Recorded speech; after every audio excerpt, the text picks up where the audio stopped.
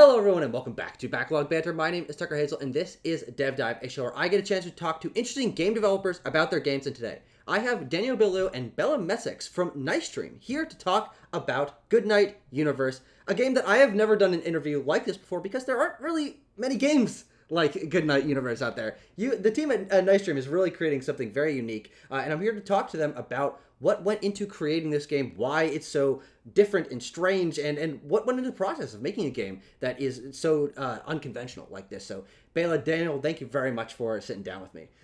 Yeah, thanks for having us. Yeah, it's a pleasure. Well, I also want people to know what you guys did here on the game. So why don't you do a little introduction to yourself and what your role was at Nightstream working on Goodnight Universe? Sure. Yeah, I'll start. Like you said, my name's Daniel Beaulieu, and I am the art director at Nightstream. So I kind of worked on designing the characters, modeling the characters, rigging the characters, animating Isaac's animations, and also ingesting a lot of motion capture animations that we did for the family, designing the environments, lighting the game, designing the look of the game, some of the alien symbols, stuff like that. That's a laundry list of stuff. It just kept going. A lot of marketing. Daniel also did like a lot of the marketing materials, like the poster that you see behind you is like mostly Daniel.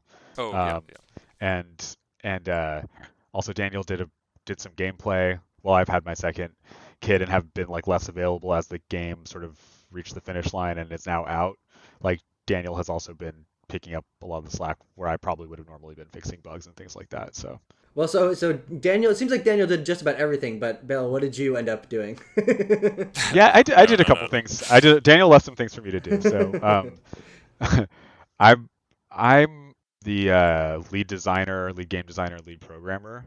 So basically, the way that I sort of think about my job is because it's like Daniel, it's like not that simple. Like there's like so many things that go into it. But I think like the easiest way to describe my job is I take all of Graham, the writer's ideas and turn them into a video game. Sure. And like I include and that means that taking a lot of those ideas that don't have gameplay yet and turning them into gameplay and stuff. And every every process of the game like was very democratic. Like I think every inch of that game has been talked about dozens of times and iterated on dozens of times. Like every single square. Like I don't know if you can talk about time as square inches, but you know what I'm trying Square to say. seconds. Square seconds. Yes. Cubic seconds. That's what's so cool about indie development is that with a small team, you guys are all bouncing off of one another and filling each other's cracks and like just like working together to make a unique project. I'm curious because I just don't know if the answer off the top of my head. How big is the team at Nightstream working on this game? The core is like 7 people. The first like 2 years, I want to say, was maybe more of like a skeleton crew, and then we added Kenny Junior. We our first like junior programmer, and he was like amazing. Like I'm like scared of his skills. I'm gonna be overtaken. No, he's amazing. Um, but and then we also have like freelance people sort of doing like I mean technically we're all kind of freelance, but but people who are more like coming in for we need like a bunch of art assets done for a specific part of the game, or some animations done, or localization. Like if you look at the credits of the game, it's a massive list. But like the in-house people who were like working 9 to 5 on the game was like 7 people. Yeah. So, what about the two of you and how you got into working on games? You want to give a little bit of a crash course on what your history is working in the industry, and then how you ended up working on Goodnight Universe? I started in the animation industry in Vancouver. So I worked on TV animations for 10 years before I joined the kind of game of verse. So just a lot of animations for Netflix and some for Disney and stuff like that. Just like in the studio space. And then while I was doing that, I got a grant for a indie animation, just like on my own, for like a telecommunication company in Canada, because they have their own version of sort of like Netflix, and they needed to make content for it. So they were giving out these grants. So then one component of the grant was that I don't know if you remember this, but like YouTube used to have this kind of like 3D sort of VR component where you could use your phone as like a Put in a little VR, cardboard thing. like with Yeah. cardboard. Yeah. So Yes. one component of the grant was that the animation needed to have that component. That animation, I used Unity for the first time to create the VR component for that grant, and then it was very interesting. Like I was really loving Unity, and the animations that I make are very kind of low poly and stuff, so it was easy to transfer the assets from um, like Maya and the animation into the game engine. So then I kind of was dabbling with that, and while I worked as an animator, I published my first game, just like a very small indie horror game that was published on the PC and the Switch. It's called Boreal Tenebrae. I think either Graham or Ollie or someone at Nightstream played it and liked the art style, so they contacted me and asked if I wanted to work with them on their new game. So then I accepted, and then yeah, here we are. We all played your game together. Oh, really? Yeah. This is great because I wasn't aware of that. Yeah, I mean, I think we liked your funky art style, that because the art style that you used for that was like a little bit more sort of like gritty and like textured for Boreal Tenebrae, and I remember really liking that personally. And so, Bella, what about you? Well, what's your history with the games industry, and how'd you end up working on? Well, I guess Before Your Eyes, and then Goodnight Universe. I started off in art school and didn't really think I was going to make games, like had no plans to do that most of my life. My parents didn't even really let me have like video game systems or anything. Um, and so I would sort of just like make friends with kids so I could play their games, which was a little toxic now that I look back at it, but I had to get my fix somewhere. Um, but then then I made like an interactive sculpture in school, in art school, which was like a urinal that you could step up to, and underneath one of the footprints that you would like step up to was like a button for a pump, and it would route the water out of the urinal up through like a dildo that would then pee into the urinal. So it's basically like a fountain that you would step on and then it would pee. I mean, look, everyone was doing that. I mean, I can't believe you're just falling into the road. Oh, I've been there, done that. And so like, but the penis was like at roughly like waist level, and it was I remember like that was a really pivotal moment for me because it went from doing art to actually seeing people interact with my art, and I was just like smitten watching people line up to use this thing and just have so much fun with it in ways that I just never even thought about. Like that was like there was the magic there was like undeniable. Being able to like see people uh, bring new life out of and meaning out of your art in this very like tactile, explorative way. Um, like for example, one of the things that somebody did is they took people who didn't have penises, by the way, loved it, and people who did have penises tended to be a little put off by it, which was weird. People would come up and like spray their friends with it and stuff like that. Like like, and that was something like I just didn't even. I'm like, it's a fountain. You got to keep the water in there, and like, of course. And now that I'm a game designer, I'm like, of course they were spraying each other. Like, like obviously. um, and then once I graduated school, I like dabbled around. Just I worked at a butcher shop. I worked at restaurants. Like did things like that. And then a friend told me about Unity, and I downloaded it, and I was just that sort of like magic that I felt when I first saw people interacting was like I remember the first time I got a character to move with controls, I was like absolutely hooked to the medium. And because it was like I'd made art my whole life, and now I'm like making art that can move. Like that's so cool. Like with controls, like it was amazing. It's like black magic. So I made my first game called Little Bug, which I did crowdfunding on and all this stuff, and totally flopped. I think it's pretty good, but just no marketing, nobody knows about it. And then from that work, Ollie found me, Ollie, the producer of the game of the current game, Goodnight Universe, and asked if I wanted to come help them bring Before Your Eyes to the finish line because it was at that point it was still basically like a student proof of concept with some scenes that they had fleshed out, and so I helped them do that. Spent I don't know how many years I spent on their team, a couple, And then with the success of Before Your Eyes, which I wasn't expecting, because my previous game had flopped so hard, I was like, this is gonna be neat for a few people, but and then it actually like did so much better than we thought. We were like, hey, let's do it again. Let's see what happens. And then here we are. And the first time, and I downloaded Unity for the first time in I think 2016. Okay. Oh, so this is pretty new for you all. I mean, it's almost 10 years. Congratulations on almost 10 years of working with Unity. Yes, it is almost 10 years, which is crazy, but 2000s, but yeah, it's 2016 and like I didn't know how to code. I think Daniel, you come from the same place, we're just sort of being like, this is interesting, let's figure it out, and learning learning what you need to learn to get your idea going. And so it's curious to see that both of you come from non-traditional backgrounds in terms of not being historically game developers, or that being an angle that you were aiming for. Even since you were in high school or college or anything like that. Do you think that that's something that is shared by the rest of the team that worked on Before Your Eyes and Goodnight Universe? This sort of non-traditional background that might be part of why the games are also non-traditional in their design. I think so.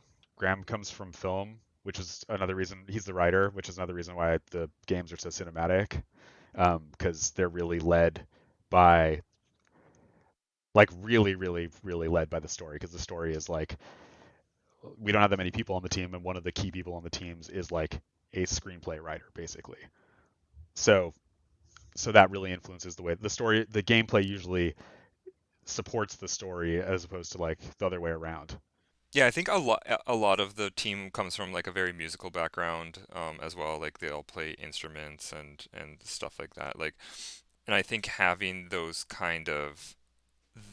other artistic backgrounds really helps with it. Like, from being in animation, I remember a story of back in the day. Like all the best Disney animators were part of a jazz band, and they said that like the music and learning the rhythms of the music really helped them with like the rhythms of their animations. And I feel like the same is true with nice dream, in that like the you know the artistic disciplines that we learned in different fields really assist us in our game development.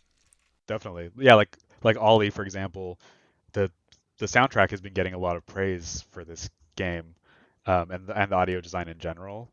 And shout out to Dylan and Ollie.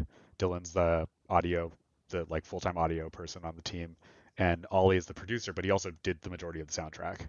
As this game is starting from its very very beginnings, what can you tell me about when the Night Stream team in particular came together, and when Goodnight Universe came to be a project that a group of people were putting together? You mentioned it was a skeleton crew initially, but when was that first starting off? I think once we had gotten the ball rolling more or less and started doing some prototypes, we decided it was time to bring on somebody who was going to be like the art person, because we didn't have an art person. So Daniel was like the first person after we sort of got the ball rolling, but um, it was after Before Your Eyes. I just had my first kid. I remember like bringing her as like a something however month old baby to our meetings, and we have pictures of her just like it's actually, I have the seat right here. It's like this little hammock seat. This is now for my second baby, but like um she would be like in the corner just sort of like chilling there, because I somebody had to watch the baby while while we were having our meetings and stuff. That was like, yeah, right after, so Before Your Eyes came out in 2018. No, 2021. Sorry, I started working on it in 2018. 2021. My kid was born a month after it came out, and then like a month after that, because I remember the summer of that year. I remember like a very hot August day, like sitting out in Graham's backyard around a table, like talking about what we were gonna do, and it was sort of, I think the first thing we wanted to do is we really wanted to make like a game about a giant, where like you start off really small and you get really big. So it was always sort of about like having a weird body, and like a sense of like a family life, like a story about a family that was having to deal with a family member who is very out of this world in some way, and then I think we eventually got to the point where we're like, how about if they're literally out of this world, you know? Spoilers, I guess. This is an interview about the game, and so Yes. I feel happy So to just obviously just spoilers, yeah. spoiler alert. If you're going into this, haven't played the game, go check it out yourself. It's available on a variety of platforms. I'll leave links in the description. But I like what you mentioned about having your child there with you, and I'm curious if any way having a baby like watching you as you're thinking about this and thinking about for you having your first child, was there any way that being a parent, a first time parent, did that maybe help shape the game into being centering around a child, about a baby? I can't point to any exact point where it was sort of like, you have a baby, we can make a game about a baby. Like it wasn't like that, but it was sort of like, I'm sure, of course it did. Like it had to have had an effect, and I think we thought of it more of like a before your eyes style game where it's like you start off as a baby, then you get older and blah blah blah. But then at a certain point, like we had all these constraints that we wanted to work with, like with before your eyes, we realized that we didn't want to do three-dimensional movement because we wanted the pacing of the game is very important to us. And if you have somebody walking around and getting lost and not finding the thing they need to do, that really makes pacing suffer. So we realized we wanted to have somebody that was sitting still, but we're like, we can't do somebody who's sick again. Like that doesn't work. We don't want to do that. And Daniel was here when this happened. Graham was like, so what if it's like the whole game is from the perspective of a baby? And I remember like I was just like, this is the answer. Like this is it. And so like you could ask Graham, but I'm pretty sure Graham would say that being around a baby helped. And in fact, Io's my daughter's name. Io's voice is like 75% of the sounds used for the baby in the game, because she was about a year old when we were recording those things, year and a half or something. So Daniel, what do you remember about that you're first getting involved in and working on this game that was about a baby? Yeah, I remember being brought on. They were just kind of laying the groundwork for the game, and I remember thinking it was a very interesting like concept, and it was so like serendipitous that like just like a few months before, one of the animators on my team was like, "Dude, you need to like check out this game, this Before Your Eyes. I just played it and I was Really? crying, and like you really need to check this out." So then I was like, I downloaded it and I played through it, and I loved it. And then like a week later, I just got like this Instagram DM from, I think it was from Graham, and No, I didn't know that. That's crazy. and so then I was just like, oh well, these are the, like, did they know that I'd played the game? They kind of gave me the PDF of the sort of sketches that they had of what they wanted the game to be, and it sounded super unique, and something really exciting. So the script was kind of being worked on in parallel to the gameplay. So there was, the first act was sort of more fully fleshed out than the later acts, and there was still like a lot of kind of the story that would change as the game went through development. But the sort of framework that was there when I joined did kind of carry through to the end, and I think it was like a really strong framework. Yeah, I mean that's a very interesting and I think kind of unique way that seems like the team was thinking about the game and evolving it over time and putting the pieces together and kind of seeing where things landed. So I'm curious if for either of you, you have any thoughts on how Nice Dream is unique as a team, like your process, the collaboration, the idea generation. What makes Nice Dream's process distinct and unique from maybe what the rest of the industry is doing? Yeah, I think that really like cinematic sort of leaning. Like if you look at the script, it reads exactly like a film script, and it's like It's like a formatted, screenplay. yeah, Yeah. like a screenplay. Um, and so I think us kind of talking about it like sort of scenes in a film and like beats in a story, and just talking about like the kind of cinematic lens that we look through the game with, I think is unique to Nice Dream.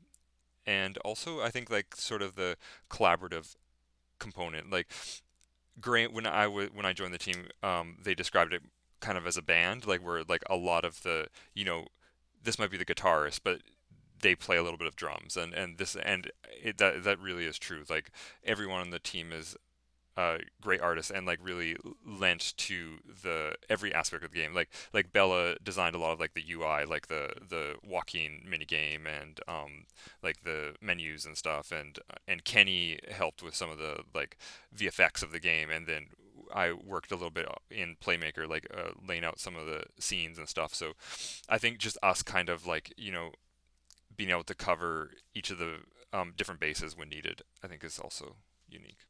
Different bases when needed, and also like being able to put an idea out there and have people comment on it, and knowing that like you can trust everybody's opinion, and you can trust that like if you don't know what to do, somebody else will be able to guide you there, because we were all in it in equal amount. Like there was a lot of passion. Like there was just like a lot of passion and a lot of desire to make something that we were all really proud of, and a lot of drive. And I don't really know how to explain it, because I tend to shy away from like industry speak and stuff, like what our culture is like. Like I don't think I've ever used the word culture like to describe what we have. Like for me, I want to clock out, and I don't want to be messaged again unless it's an emergency. And that's what and I don't expect anybody else to ever have to do that either. Like once you're done with the day, like you're done. The game was like the most important thing in my life aside from my family while I was working on it, But it's really nice to be able to come in and work and then go and know that we're making something that has a beginning and an end. Like that's, I think, a really important thing for our studio, is like making something that has a beginning and an end. When you're done with it, you're not asked, like there's no filler. Like we try to make a game that has like absolutely no filler, and that tends to make our playtimes a little bit shorter. But to me, that's really huge. Like I have so many games I want to play, and when I see that a game is like really long, it actually turns me off from it, because like I don't have time to put into that. Like I want to experience a lot of things. If I could play 5-minute games that blew my mind, I would play hundreds. Our studio is really focused on time. Like throughout every conversation is about time we have, is like what's the pacing like both thematically and in practice. Like we just are always talking about like how we can get it to be that perfect length with the perfect amount of stuff, and everything is like very precisely timed and all that kind of thing. I don't know if that's the way that most other studios do it, because I was an indie dev, I was a solo dev, then I started working on Before Your Eyes, and then I started working on this. So I think actually I think a lot of the people on this team, what maybe makes us unique is that our only experience is our experience. Yeah, there isn't. I don't think there's a person on the team that worked at a large studio ever. That's also got to be very unique. I'm a huge proponent of like game labor rights and stuff like that, and I just trust everybody when they say it sucks, because I don't know what it's actually like to be at one of those big studios. But whenever I hear like the problems that happen at big studios and the way labor can be abused, like we don't have a very big budget, so we can't flex with the same amount of resources they have when it comes to like a lot of our operations and things like that. But we try to like avoid the pitfalls that can happen when you're just like trying to like cram as much content in as you can. Yeah. The thing that makes me think about knowing how deeply unique the roots are for Nice Dream, and everyone coming from different artistic backgrounds, not necessarily games. Everyone just being indie devs, not coming from larger teams. Like all of this stuff kind of coalesces to this being unique from the ground up. Like there's no outside force kind of like pressing on this. And the thing that I think on the outside looking in is what makes made Before Your Eyes and now makes Goodnight Universe very different, is that they are webcam, eye blinking, facial motion controlled games. That's the like delineating factor from the outside, but it's cool to see that the inside also matches how distinct it is. And so I'm curious for both of you, again coming from non-traditional design backgrounds, how it was transitioning to working on games artistically, programming wise, that are designed in ways that no other games really are. Is there anything in your mind that was particularly challenging about adapting to that, or something maybe you weren't expecting that kind of design ended up exciting in you? I'm gonna try and pick a place to start and keep it as succinct as I can, because I feel like as the game designer with these games, like that is like the top of my mind, and it's been a while since I've actually worked on the game. But yeah, every single day you think about that, because for example, just like at like a really basic level, games use controllers and keyboards. They use these sort of standardized, more or less standardized control schemes that have buttons and joysticks, and you know how they're going to work because they've been tested and people have a familiarity with them. as soon as you move away from that, you have to dump a huge amount of time just into making sure that your new weird controls actually work. Because There's no priors. right, and think about it. Like you have an Xbox controller. You don't need to design an Xbox controller. It already exists. So like your familiarity with it as a dev and the player's familiarity with it are already built in. But if you are designing something that uses your body as a controller, which is actually not unprecedented, like there was the Kinect, there's the Wii, kind of. There's as far as like unique controllers that have been successful, there was like the Wii. There was the other thing that I think of is like the guitar from Guitar Hero. Like not very many different controllers actually have existed since we had the NES with its like D-pad and two buttons. For the amount of like innovations we've had in lots of spaces, like the controller hasn't really like gotten much crazier, and also the keyboard has basically remained the same. So it's just the way that we actually use them in game that becomes different. But like actually the way that the computer understands what the player is doing with their body is not something that's really like innovated upon. That is just a fascinating concept to me, just like as a designer, as somebody who's interested in interaction, is like how do you get somebody on board with that, and how do you get it to feel as natural? Because if you can, then you actually are able to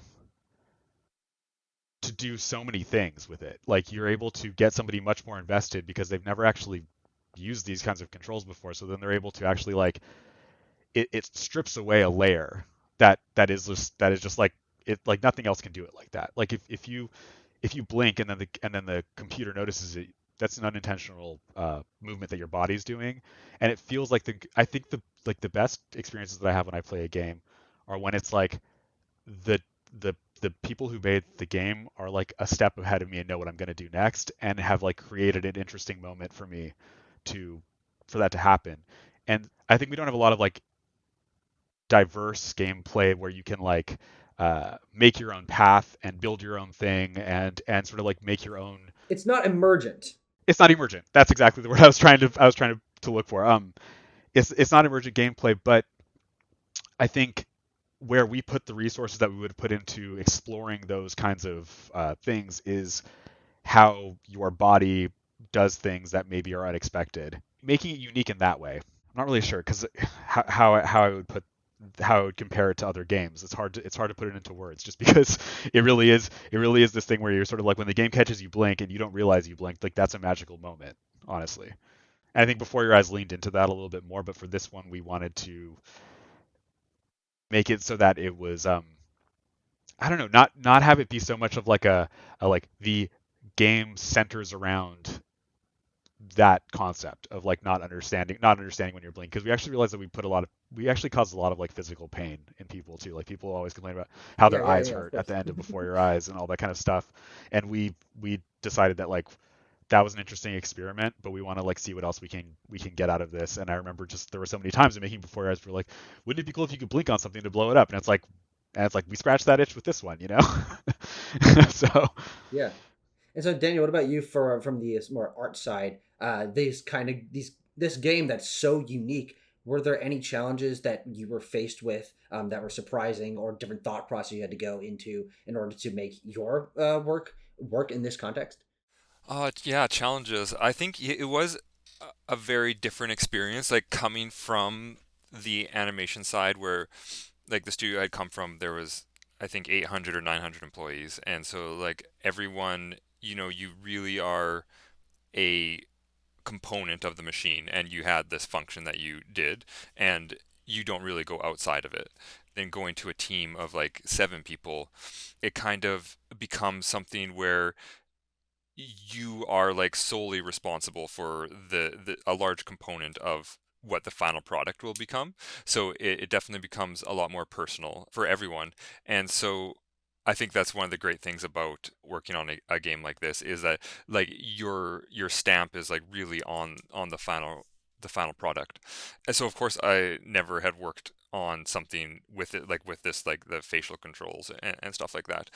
And I mean there is a lot of like small challenges, like how do we get the baby's face to react to when the player is smiling or frowning and stuff, and then how do we like clearly kind of convey that with like UI of what you're supposed to do, like for instance the telepathy where you're close your eyes, and then once your eyes are closed, like tilt your head. Like that's something that really no other game has done. And like how do you, like everyone knows what like pressing X means, but like how do you tell someone to like close your eyes and then do another step once their eyes are closed? Because once their eyes are closed, how are you supposed to tell them like what to do next because they can't see?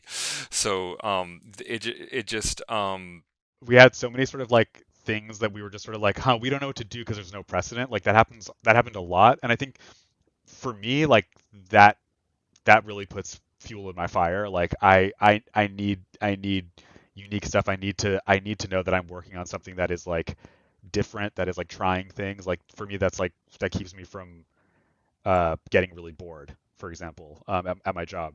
And I remember one of the things that we were trying to figure out is like, in Before Your Eyes, when you close your eyes, the screen just goes black because we just want to mimic like, you know, it was for one thing, it was like very cost effective.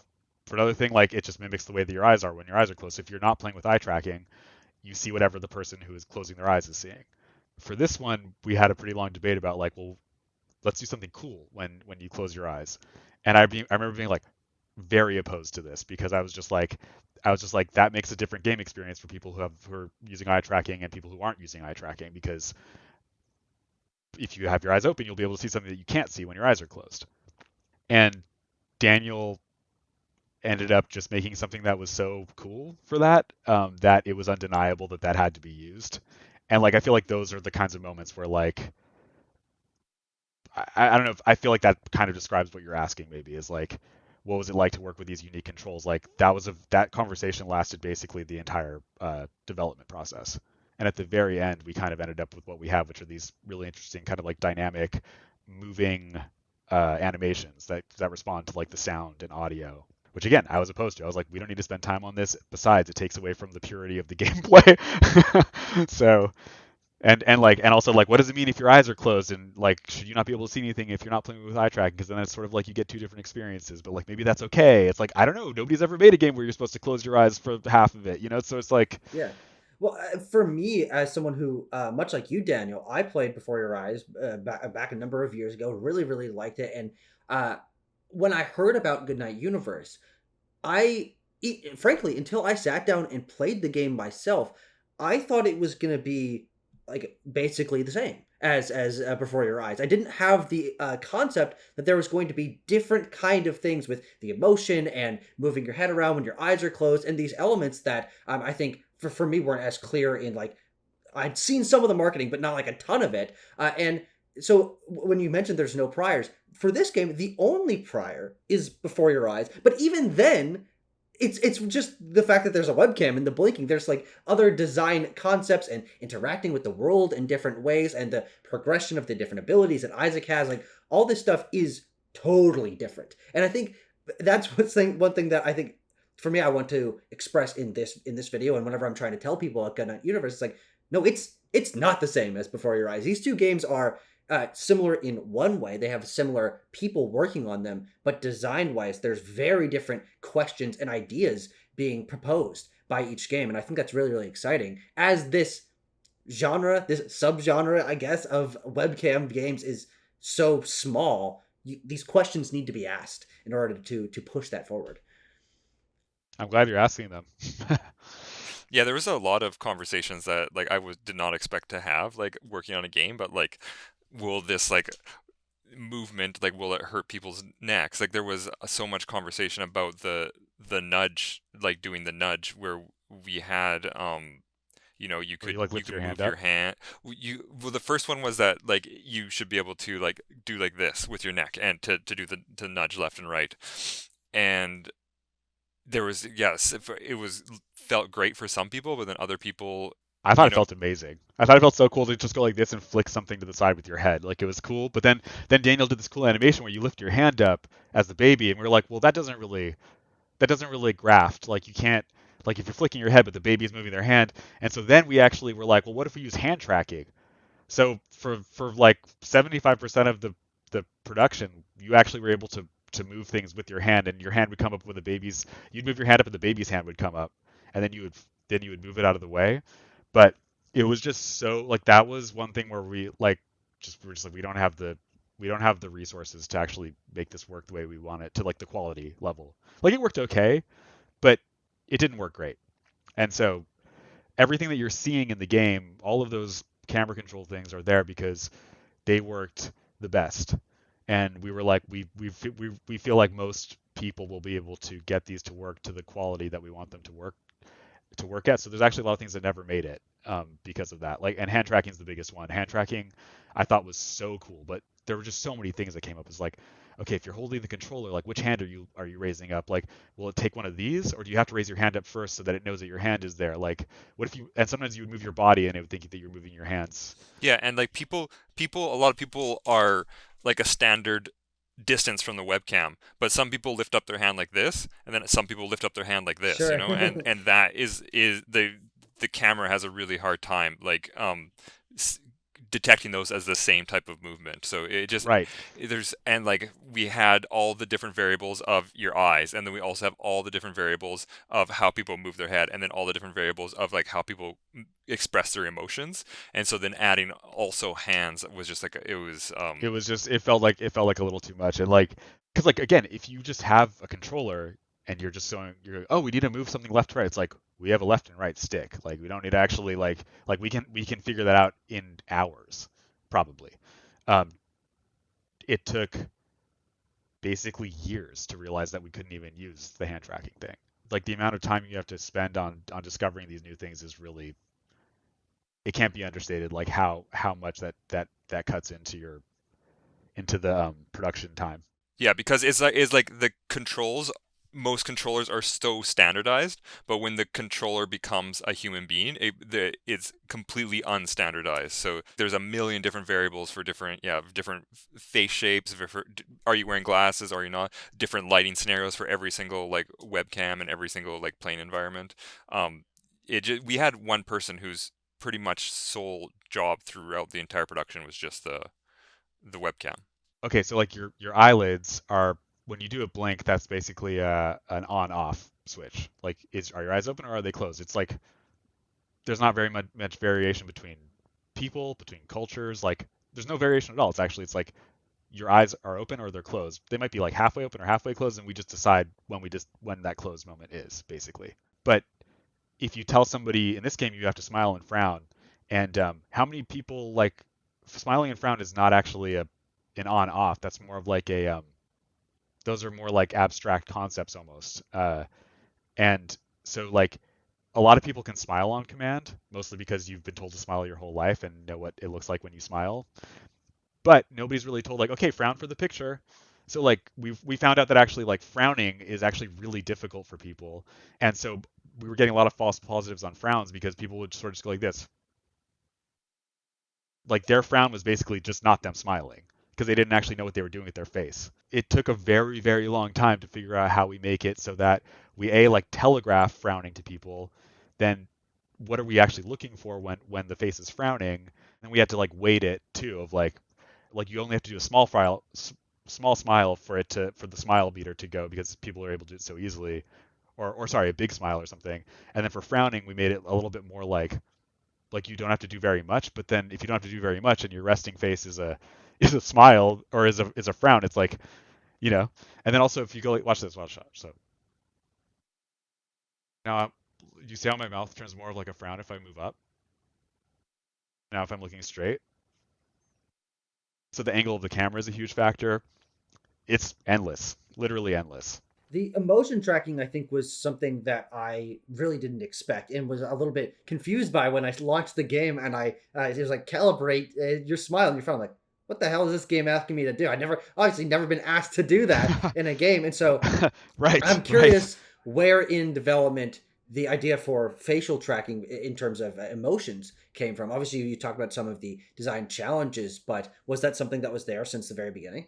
I don't really remember anything specific aside from just like, can we do this? Let's see if we can, because we were talking about we wanted to do someone with psychic powers, and we're like, well, and we're using eye tracking. We're not bound to this very Before Your Eyes had a very blink centered uh, concept. Like you blink and the scene skips forward. Like that was it. And so we rallied around for Before Your Eyes around that blink and eye opening and closing thing and really only decided to mess with that. But for this, we wanted to actually see how much farther we could go, and I think a lot of that is because we were so restrained in Before Your Eyes with what we detected that we were kind of all itching to try new things with it that we just couldn't do with Before Your Eyes because our design ethos was very narrow. And you had built like a small demo between them, right? With like the truck where you're levitating the truck, like with your when you hold your eyes closed.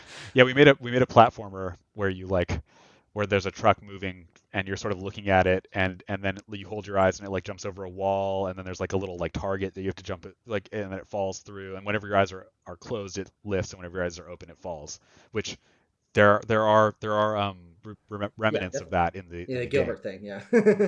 Exactly. Yes, Yeah. The Gilbert part is literally the earliest thing before we even knew it was a baby, before anything. That was like the first prototype. Yeah, I think it was just like being excited over the different things you could do with a webcam and trying to kind of like um, push those. Like, oh, there's this technology where you can detect like whether you're smiling or frowning with a webcam.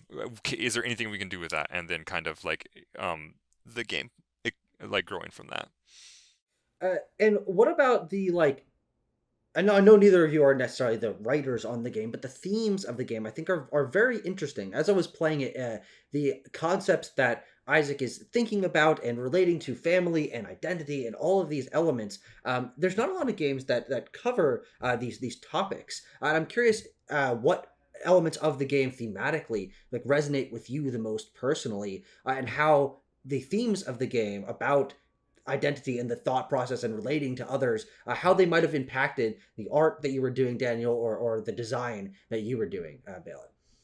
One of the kind of art touchstones we wanted to make it look like is sort of like a photograph that you kind of remember, sort of like this. We wanted this nostalgic sort of like Amblin, like you're watching it through some grainy footage a little bit, like that kind of like the sort of memory, like half forgotten memories. And that's the one like with the grandpa and dementia and stuff. That was something I really related to and was really important to me. So I think that aspect of the story of you interacting with people that you have a history with, or but you can't really remember the history you had with them, and how that those interactions change as you go through life, and stuff like that. I think those are the themes that Graham brought to the story that I really relate to, and I think are really unique to the game. The grandpa flashback and the kind of parallels between the grandpa story and the baby story.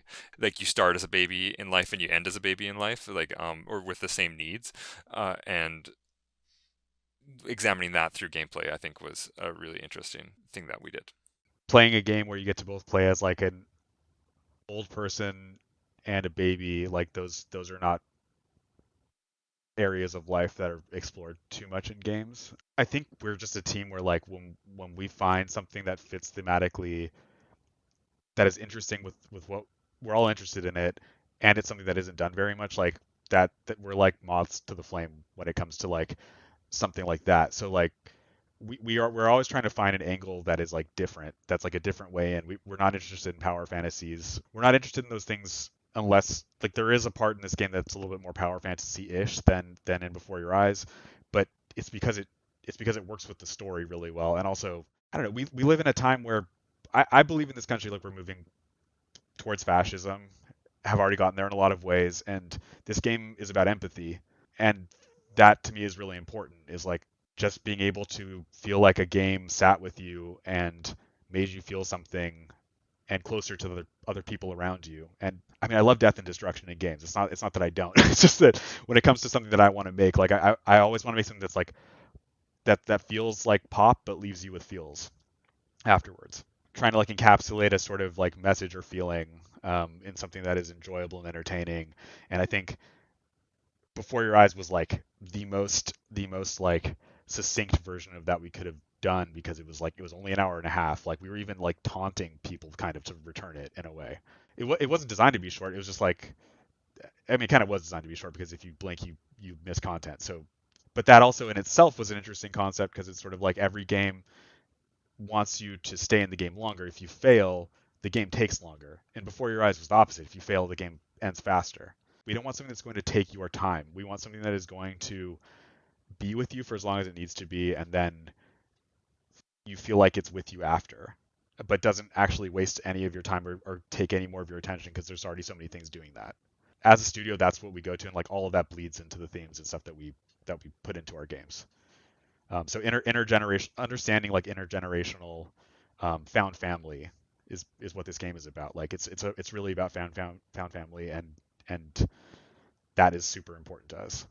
Yeah, well, you mentioned that there are other things in other games that you enjoy, that the power fantasy, destruction, things that are more traditionally, that games are more traditionally about. But I'm curious, having worked on games in both your cases that are so distinct thematically, aesthetically, tonally, and obviously gameplay wise, how do you think that shapes your taste when you're playing games, when you're thinking about how other games are designed? Do you have any preferences for other games or game genres or control styles that might mirror this a little bit closer, or is it they diverge? Like, what is that thought process like working on some of the most distinct games that are currently being released and having so many other games that are not like this that you can be playing that everyone else is making? Yeah, I think definitely after a day of working on like Goodnight Universe, is sometimes fun to just like play less story-driven games for sure. Like it was relaxing to play like a Dark Souls or something after playing or after working on Goodnight Universe because it is so those are so like gameplay first games. Um, I don't think that this working on this game made me want to play or more games like this. I think it made me want to explore more diverse games for sure, but not just like diverse in that they're very story driven games, but just having a lot of people on the team like in our game section of the our Slack just suggesting so many weird games that I've never heard of that they're into these like old PS2 games that just got translated, these like itch the IO games that they're really into and stuff. So definitely working with this team who their tastes are super. Yeah, the tastes on this team were crazy, like very eclectic. Yeah, Yeah. so definitely expanded my palette for Do sure. you have any games that you remember that you found through that method that you really, really enjoyed? You want to give any shout outs? Yeah, let me pull up this one. I think it's called It's Winter, which is just like but I think it's written in Russian. Yeah, it's called It's Winter. It's written in Cyrillic and then slash It's Winter, and it's just kind of like a very small walking sim that really enjoyed. The developers of Venba are good friends with Ollie and Graham, so Venba was one that like was brought up, and then playing through that was amazing, and getting to talk to those devs. To a T was Oh, popular sure. for a second. Oh yeah, yeah, to a T. Everyone loved Hades too, right? Like Oh yeah, that we took over the everybody chat. loves Hades. Yeah. And then yeah, a thousand times resist. There's a couple devote thousand times resist fans. So yeah, stuff like that. Bella, what is your kind of dynamic with games, unique games, traditional games, and the games you were playing while working on Before Your Eyes and Goodnight Universe? Complicated. Sure. Let's explore I that. feel Let's sit like down. Lay down on the curved couch, and we'll explore this.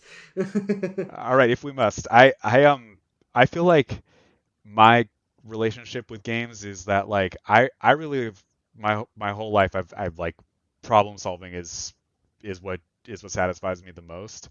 My interest in games actually sort of like my energy to play them really actually started tapering when I started making games, just because I feel like when I'm making a game, that is like the ultimate problem solving experience. And in many ways, it is like playing a game because you're on a computer in a game engine, you're pressing play, you're solving problems. But the problems aren't some problems that somebody else made for me. The problems are problems that I made for myself. Figuring out those problems satisfies me a lot more than like making games is like the ultimate game for me. Is like the ultimate game to play. And then when you release it, it's like that's like the moment where it's like if there's like there's a sort of arc that every game takes in its development, and like you cry, you cheer, you like have long times of like grinding. Like there's so many similarities actually.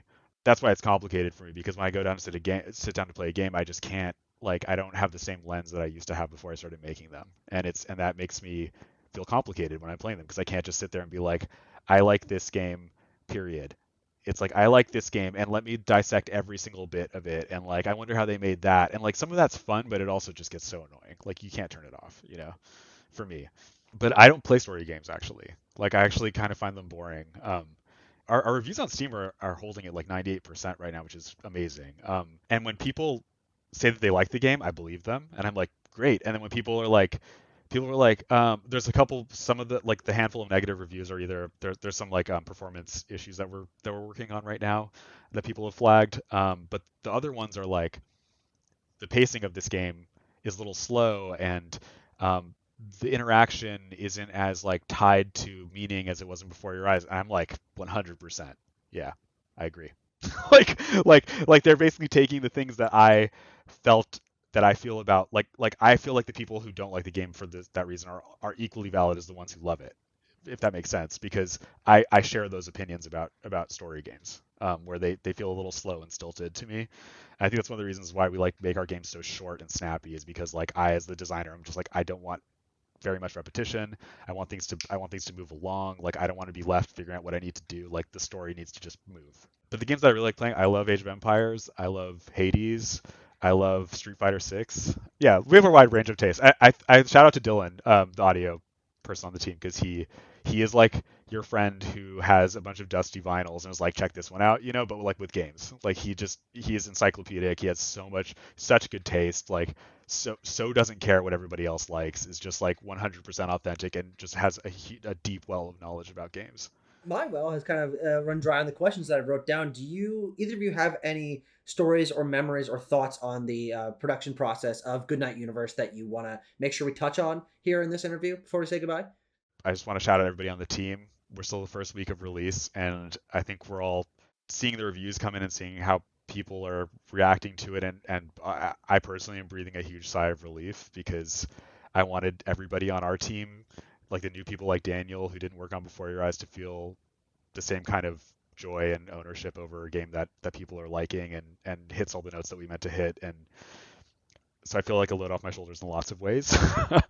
um, but yeah, no, your questions were great, and I feel like there's lots of things I haven't really thought about since we were working on the game that we were able to talk about.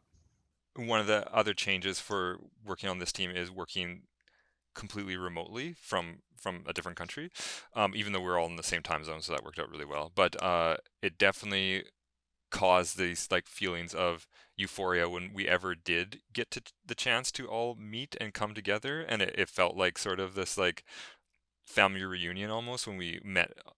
We all met in New York when we were nominated at Tribeca, and then we met again in LA to just to have like a team meeting, and getting to kind of work with these six other individuals through like 3 years and really building this really special work of art that we all put like our heart and soul in. It felt amazing, and now that it's released and seeing, like, I was just watching like people's playthroughs, and people like see people like have these really emotional reactions to like, when you work on it every day and you saw it at its like roughest stage, and then and every stage in between that and the release, you kind of get numb to it, and it's just like, okay, you can see all the flaws and all, you can really see how the gears work behind the curtain, but then watching other people play it for the first time, it really kind of makes you fall like back in love with the game, and be like, okay, like we did some really special stuff with it, and I'm really proud of the game, and I'm glad that it's out. Yeah. Yeah, I mean, the cool thing about talking to you guys right now is we're fresh off of the release of the game. The reviews are building, the live streams and playthroughs are building, and you're getting to see the reaction. And the brunt of the work on the project is done. The game is out; it's in the hands. You don't have to like worry about it coming in the future anymore. And so, just as a final moment, just to kind of like reflect on it, what do you think are any things that you learned while working on this game that you want to improve on looking to the future for other projects?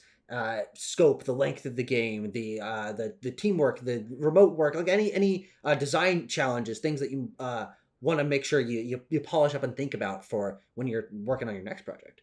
I think for the next project, I think something that we discussed is maybe doing something that is more gameplay focused. Like I think learn what we learned from working on such a story focused game, and like I think it kind of goes back to what I was discussing earlier of like having these diverse, artistic interests and stuff is what we learned making the story game.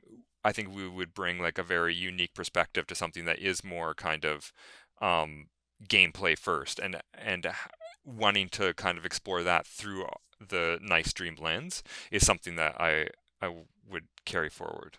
We all like we've made like two story games that are very story focused, gameplay support story. Oftentimes we would like break gameplay norms just because the story demanded it at that one point, Um, and I think making something in the future that is a little bit more emergent, as you said, would be nice. I as a game designer, like I still want to make story games. I still want to have the same sort of sauce that we've cooked up in our studio, like Daniel was saying too. But have something that maybe instead of feeling like wholly authored by us, that you are then taking a ride on our roller coaster that we made, instead feeling like you maybe had some authorship over that roller coaster as well. I think the main challenge is like how do you maintain the same sort of focus and emotional impact when you can let people off the rails like that. But I think we've all been thinking about it so much it feels inevitable. But who knows? That's we're still, like you said, we're still right off releasing this, so we really have like I've brought it up. I'm like, when are we gonna talk about the next game? Everybody's like, please don't. Like we are like we are Yeah, not there yeah, yet. yeah. All right. Well, I will very much look forward to whatever you guys work on next. Both Before Your Eyes, very special game, and Goodnight Universe. I'm really excited to see this game's reputation and reception grow over time. Thank you very much both for sitting down with me. I think discussing some really fascinating topics and thought processes on game design and just the industry as a whole. So thanks so much, guys, for joining me and for making Goodnight Universe. Thank you for having us. Really enjoyed it. Yeah, it was really great talking about it, and it really I think provides like reflecting on the game with us together. It was like it provides some clarity. So thank you. I'm glad.